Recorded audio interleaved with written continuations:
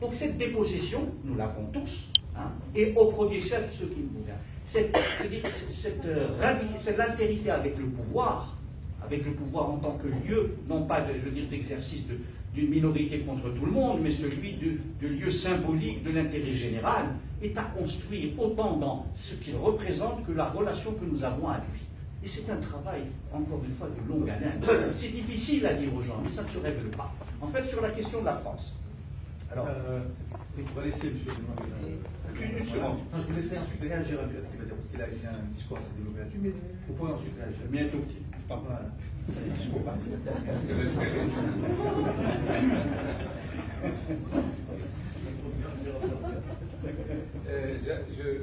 Avant de traiter de la France en 30 secondes, oui, je dis bien en 30 secondes, la diversité doit être inscrite comme article 1 ou article 2. Après article 1, tous les citoyens sont égaux en droit et en devoir. Article 2, l'Algérie est une nation diverse et fière de sa diversité.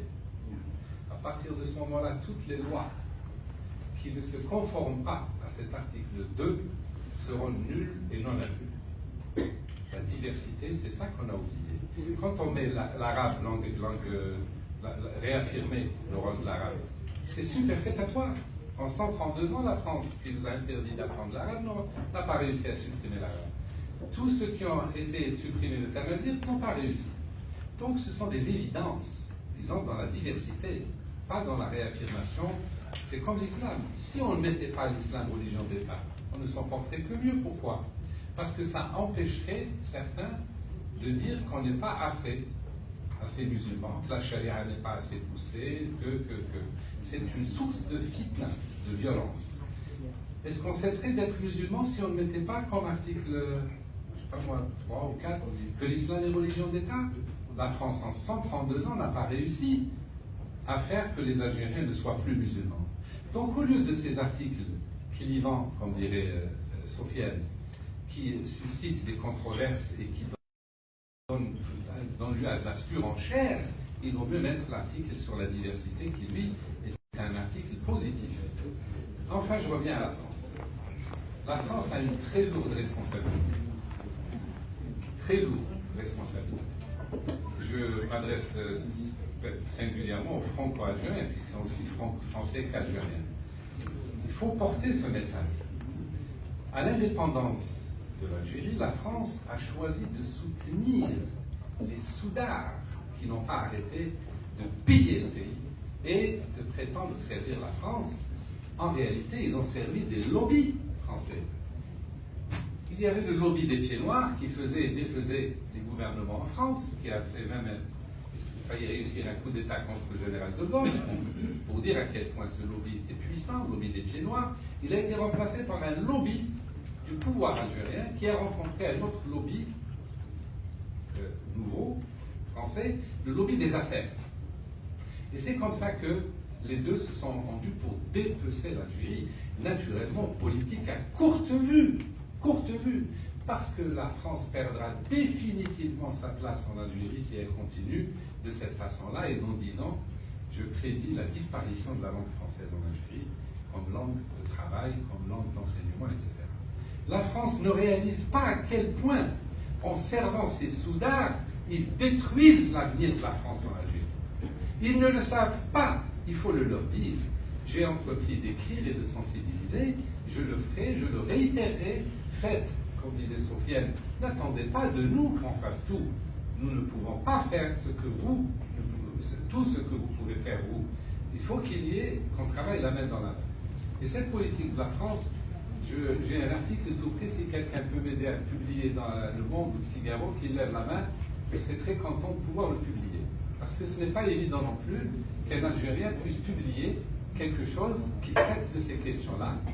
Les Français, les médias français choisissent soigneusement ceux qui pensent représenter l'Algérie. C'est tantôt d'anciens militaires à la retraite, parce que ça fait bien de faire parler d'anciens militaires à la retraite. C'est souvent des islamistes, mais ceux qui portent, ceux qui ont à cœur les intérêts à long terme des deux pays, sont passés sous silence. La France a passé par perte et profit, je me rappelle, et je finis avec ça. Farhat Abbas, comme disent les Français, est mort avec toute sa peine et son chagrin de ne jamais avoir pu réussir à créer un pont entre l'Algérie et la France, et pour cause, ni De Gaulle, ni aucun président du Conseil français avant De Gaulle n'avait jamais daigné répondre à ces multiples lettres où il disait simplement « Je vous demande d'appliquer les lois de la République française. Faites-nous profiter des lumières françaises. » Jamais, jamais aucun dirigeant français n'avait répondu à Farah Abbas, bien entendu, à l'indépendance. Farah Abbas et tous les libéraux algériens ont été trahis. Trahis. Et le résultat, il est là, une Algérie en voie d'affaissement, d'effondrement, et l'Algérie qui tombe, c'est le Maroc et l'Algérie qui tombent, frontière avec les Trois, frontière avec tous les pays du Maghreb, au centre du Maghreb des Trois, au centre du Maghreb des Cinq, des frontières plongeant, allant jusqu'au Sahel. Si cet État s'effondre, comme hélas, nous sommes en droit de nous en inquiéter, de penser, si ce pouvoir de Soudar se maintient en place pendant encore 3 ou 4 ans, c'est le Maghreb, c'est toute la rive sud qui s'effondre et c'est toute l'Europe qui s'effondre avec. Et je pèse mes mots, le poids de la rive sud pour le commerce et pour l'économie de la rive nord de la Méditerranée est d'une importance telle qu'on n'accorde pas suffisamment d'importance ni à la rive sud et à son intégration horizontale, dont on reconnaît par ailleurs qu'elle est indispensable à l'intégration verticale, ni on accorde de l'importance à ce qui peut advenir de l'Algérie. Je vous remercie.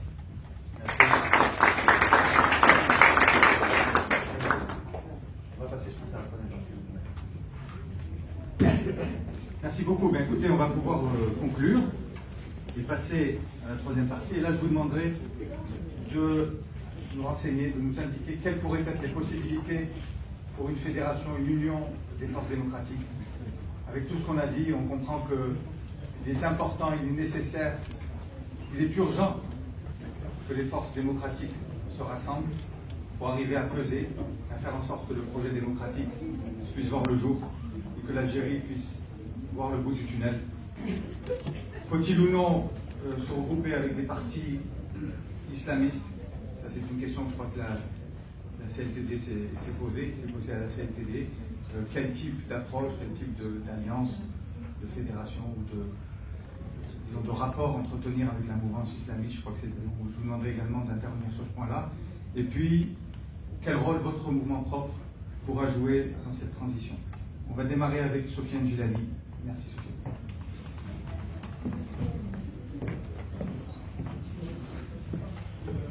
Merci. Après tout de même un bon après-midi, je pense qu'on commence tous un peu à fatiguer, donc je vais faire en sorte de raccourcir au maximum et peut-être de laisser quelques minutes de mon intervention au prochain.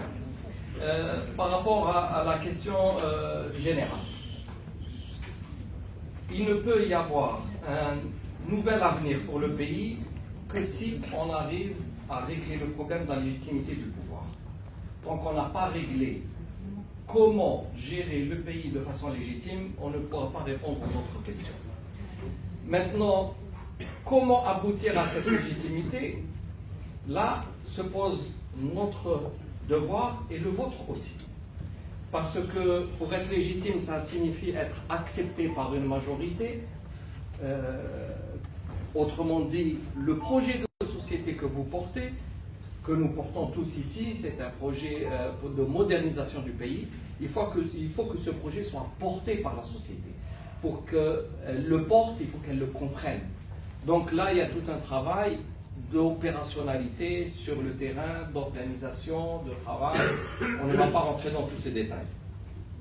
Si on aboutit à la légitimation du pouvoir, immédiatement après, ce qu'il y a lieu de faire, réajuster l'ensemble des structures de l'État par rapport à cette nouvelle donne qu'est un univers moderne. Donc là, on sera obligé de revoir les structures étatiques en fonction de principes qui sont connus maintenant depuis très longtemps. Une justice indépendante, l'équilibre des pouvoirs, des contre-pouvoirs sérieux, la liberté d'expression, etc. En plus de tout ce qui peut être institutionnel, et il y a tout le travail dont on a abordé tout à l'heure un des aspects, c'est cette édification d'une nouvelle échelle de valeurs. Et ça, c'est faire fonctionner et agir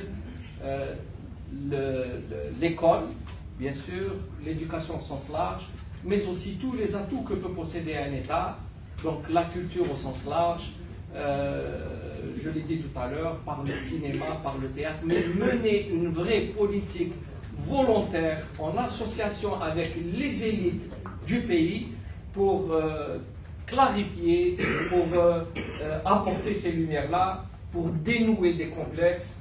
En tout cas, c'est un travail de longue haleine. Bien sûr que durant ce travail, il apparaîtra des contradictions.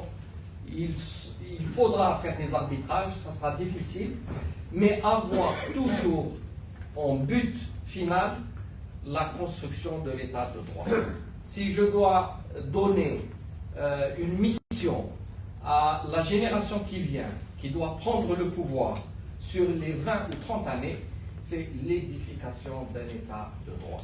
Ça se fera en accompagnant avec un processus démocratique, mais c'est systématiquement ce qu'on doit arbitrer. On peut perdre un intérêt immédiat, mais toujours en faveur, en bout de course, de l'état de droit. Est-ce qu'on pourra y arriver vu la situation catastrophique au plan général? J'aborderai juste un point sur le plan économique. On a dit tellement de choses et que la situation risque de devenir chaotique. Si je reprends des déclarations officielles, le ministre du Commerce actuel a dit il y a quelques mois que 30% des factures d'importation étaient surfacturées. Ça signifie que si on importe 60 milliards de dollars, 20 milliards de dollars partent dans le vide. Donc l'Algérie pourrait vivre avec le même niveau de vie avec 40 milliards de dollars. Sur les autres budgets, tout le monde connaît la catastrophe de gestion, la mauvaise gouvernance, etc. Donc si on ne fait que cela, rétablir les équilibres, gérer convenablement, limiter la corruption, parce que ça va être très difficile de l'annuler totalement et rapidement, et faire en sorte qu'il n'y ait plus de surfacturation, immédiatement, on pourra régler le problème du niveau de vie et éviter l'effondrement général, rien qu'avec cela. Donc il y a une porte de sortie, il y a de l'espoir, nous ne sommes pas des Don Quichotte qui luttons contre le vent seulement. Pour revenir à la question directement posée, que doit faire maintenant la classe politique, l'opposition? Il était très important pour nous d'abord de commencer à briser les cloisons idéologiques qu'il y avait au moins au niveau de l'opposition. On sait que le pouvoir, lui, ne s'occupe pas d'idéologie, ne s'occupe pas de programme, sinon pour les utiliser et pour se perpétuer. Par contre, l'opposition s'était fourvoyée dans un oppositionnisme entre elles. Donc ça, c'est déjà réalisé. Maintenant, l'Algérie attend une alternative. Elle attend un projet de société. Elle attend un programme clair qui doit être porté par tout un courant, pas par un seul parti. Un parti ou un homme ne suffiront pas. Il faut qu'on arrive à créer des espaces de jonction, qu'on crée des espaces où les porteurs de ce projet-là se retrouvent et le construisent ensemble. Donc, c'est un appel à la société civile, c'est un appel aux acteurs politiques.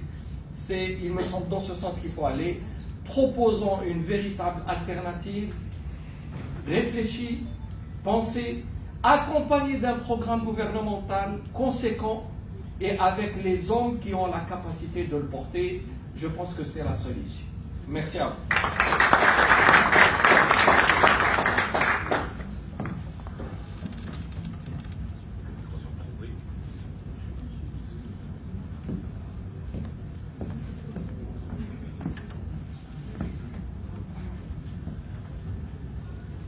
En fait, il y a plusieurs questions en une.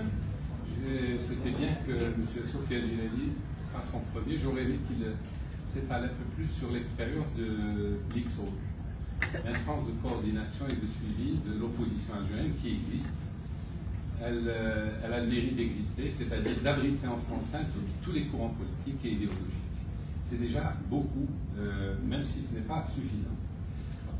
Pourquoi c'est beaucoup? Parce qu'elle parle d'une seule voix, elle demande le départ du régime, elle dénonce l'illégitimité du régime et elle propose de manière très concrète à la suite de la plateforme de Zalada, il y a 2 ans, elle propose une mise en place d'une commission indépendante chargée de la préparation, de la gestion et du suivi du contrôle des élections. Comme processus de sortie de la situation actuelle, c'est-à-dire qu'il faut que l'Algérie entre dans une phase d'élection libre et le moyen, l'instrument que l'ICSO a proposé, c'est cette instance. Cela signifie que si le pouvoir acceptait, ce dont je doute, de partir, il pourrait lui-même, pour montrer sa bonne foi, dire je fais amende honorable, j'organise mon propre départ de manière ordonnée et pour commencer, je vais mettre sur pied cette instance indépendante qui serait évidemment organisée, qui serait autorisée par le pouvoir, mais qui ne serait pas, lui, le pouvoir dedans. Ce serait donc l'opposition qui mettrait des représentants du peuple là-dedans, des partis, etc., de manière à ce que on puisse tenir des élections libres qui seraient le début d'un processus de transition. Évidemment, on le voit, le pouvoir a refusé. Et tant que le pouvoir refuse la mise en place de cette commission, de cette instance indépendante chargée de l'élection indépendante, rien ne peut se faire. Alors, puis si le pouvoir refuse, qu'est-ce qu'on fait? Qu'est-ce qu'on fait? Eh bien, on continue de dénoncer, on continue d'éclairer le peuple, on continue de dialoguer entre nous, et cela ne suffit pas parce que le peuple est impatient et les échéances se rapprochent. Le temps passe et qui nous rapproche du chaos. Nous en sommes conscients et nous en discutons tout le temps. Vous nous dites faites, qu'attendez-vous? Et nous nous demandons que faire, mais nous vous demandons aussi à vous, aidez-nous à faire. Venez nous rejoindre et venez participer. On ne peut pas tout seul faire grand-chose. Et on dit cela. Il n'est pas exclu que l'on puisse répondre à la question comment s'organiser. Parce qu'il se peut que le pouvoir, même s'il ne veut pas partir tout de suite, il se peut très bien, c'est ma thèse, je ne suis pas le seul, si le pouvoir persiste à durer, eh bien, on sait plus ou moins que d'ici 2-3 ans, il sera chassé par la rue. Bon, allez, admettons, on anticipe. 2-3 ans passés, le pouvoir vient d'être chassé par la rue. Alors, pour ne pas tomber dans le scénario syrien, irakien, libyen, eh bien, nous nous sommes dit, préparons-nous à assumer le moment venu. Si le pire arrive, il ne faut pas qu'il y ait le vide. Et c'est cela le mérite d'une opposition organisée. Si ce scénario se réalise demain, au moins nous serons un peu plus avancés que la Libye et d'autres pays, puisque immédiatement l'ICSO serait interpellé et nous sommes prêts notamment à mettre en place cette commission d'organisation des élections indépendantes. Donc on ne peut pas dire que rien n'a été fait. Dernière question, le regroupement par sensibilité. Parce qu'évidemment il est exclu qu'aujourd'hui on puisse faire un bloc uni de toutes les forces d'opposition, puisqu'elles ne partagent pas toutes les mêmes valeurs.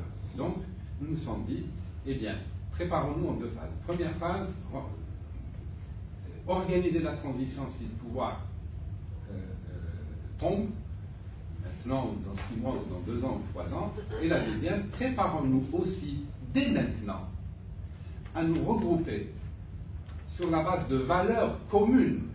Ces valeurs, elles ne sont pas mystérieuses. C'est la modernité dont parlait Sofiane Gileli. La modernité, c'est quoi? C'est une conception décomplexée de ce que nous sommes et de nos rapports avec les autres. C'est une ouverture sur le monde, contraire du repli sur soi. C'est une ouverture aux valeurs universelles des droits de l'homme, de respect des droits de l'enfant, de respect des droits des femmes, de respect de l'environnement, tout ce corpus de valeurs qui aujourd'hui forme ce qu'on appelle des valeurs universelles. Nous nous inscrivons totalement et résolument dans le cadre de ces valeurs. Et, bien entendu, ces valeurs intègrent aussi la laïcité. Moi, je ne suis pas de ceux qui suis complexé. Le mot laïcité, s'ils rejettent le mot laïcité, rejetons-le, remplaçons-le par état civil. C'est ce qu'ont fait les Tunisiens grâce à le chef du mouvement islamiste, État civil. Il a dit laïcité, c'est galvaudé, et bien choisi son un autre, qui veut dire exactement la même chose, qui sépare l'État de la religion et qui protège, l'État qui protège toutes les religions sans en privilégier aucune. Parfait, ça nous va. Donc c'est un gros préalable qui est levé. N'ayons plus donc jamais peur du mot laïcité. On sait ce que nous devons, que l'humanité doit à la laïcité.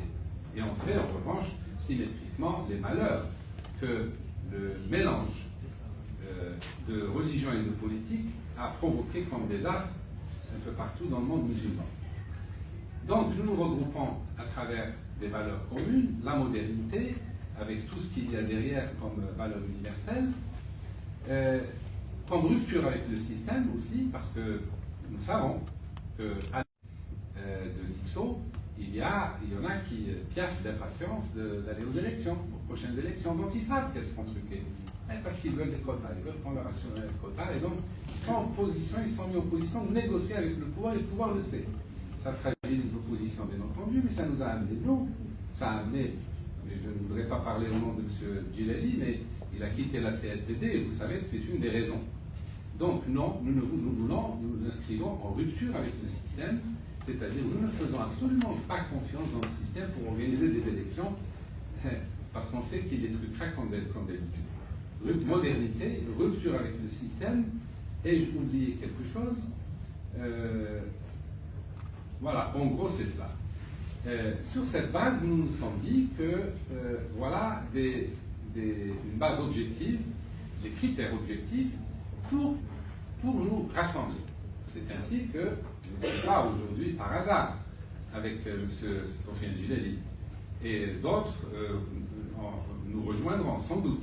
Donc notre ambition est de créer une alternative démocratique, moderniste, qui fait cruellement défaut à l'Algérie, de le faire, mais aussi de le porter à la connaissance du monde entier et singulièrement des États qui habituellement soutiennent la dictature algérienne. Et souvent, quand on leur dit pourquoi vous le faites, ils disent mais il n'y a pas d'opposition algérienne. Eh bien, notre défi, notre challenge est de leur montrer que oui, il existe une opposition algérienne, il existe une alternative démocratique. Et vous ne pourrez plus faire comme si elle n'existait pas, et je vous remercie. Vous avez bien fait de rester jusqu'au bout, là. On a des choses intéressantes qui viennent d'être dites. On va passer le mot de la fin à M. Ouidi. Je vous tranquillise, je vais être très bref. Beaucoup de choses ont été dites. Alors, moi, je m'interroge d'abord sur le concept de transition. Une transition, normalement, c'est borné dans le temps. Comme nous n'avons pas, nous, la notion du temps, elle dure, elle perdure. Et le temps, nous n'avons pas. Nous n'avons ni la notion du temps, et nous n'avons plus de temps à perdre. Ça m'amène à cette première réflexion. La seconde, c'est que pour faire une transition, il faut être deux. Ceux qui veulent partir, ou du moins céder un peu, et ceux qui disent, nous, on a quelque chose. Nous, Sofiane Djilali, Ali Benoît, d'autres, avons, disons, nous, de façon générale, opposition démocratique, nous voulons participer à cela. Or, ce n'est pas le cas aujourd'hui. Ce que, moi, je pense, cette période historique qui se clôt en termes d'opposition, c'est que jusqu'à maintenant, nous avions eu une coalition négative. Je m'explique. Elle était contre, d'abord. Donc, quand vous êtes contre, on peut avoir des options politiques et des valeurs différentes et être contre quelque chose ensemble. On appelle des alliés objectifs. Je pense qu'aujourd'hui, il est temps d'être aussi pour.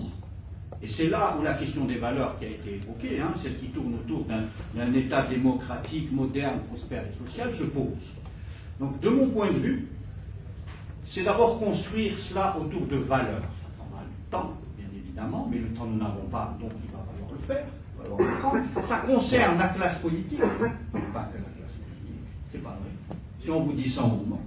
Pour une simple et bonne raison, ça concerne d'abord l'Algérien, ça concerne le citoyen, un terme qu'on emploie peu, le citoyen algérien. Ça vous concerne, ça me concerne, ça me concerne d'autres. Bien évidemment les politiques, mais ça vous concerne et ça c'est fondamental. Et enfin, ce que je dirais, c'est que pour nous, si nous voulons arriver à quelque chose, c'est qu'il faut qu'on mette fin au bal des égos démesurés. Chacun pense que lui, c'est le meilleur et qu'il représente quoi que ce soit. C'est pas vrai. Si on représentait beaucoup, tellement, vous serez par milliers ici. Donc la question n'est pas là. La question est qu'il faut s'atteler à cela. Il faut pouvoir ensemble mettre de côté ses égos, construire quelque chose de positif, une alternance, parce que la politique, en fin de compte, c'est quoi pour la réduire à quelque chose? C'est un rapport de force. Si nous ne nous constituons pas en tant que rapport de force, on en connaît déjà le résultat. Alors je finirai par vous dire, j'espère que vous nous avez entendus, nous nous avons entendus, et que ce qu'il y a à faire est encore plus important que ce que nous avons fait. Alors, à nous de retrousser les manches. Merci.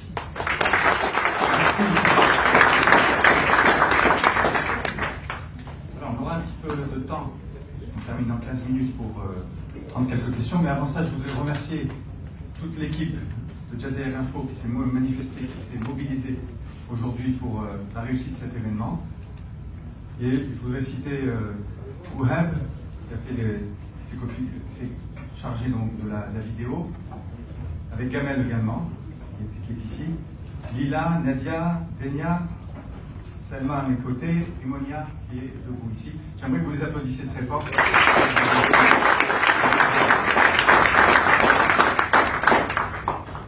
Voilà, donc on va prendre deux questions brûlantes et ensuite on clôture. Allez, ceux qu'on va vous parler tout à l'heure, donc monsieur derrière, de manière démocratique, il y a madame, un homme et une femme.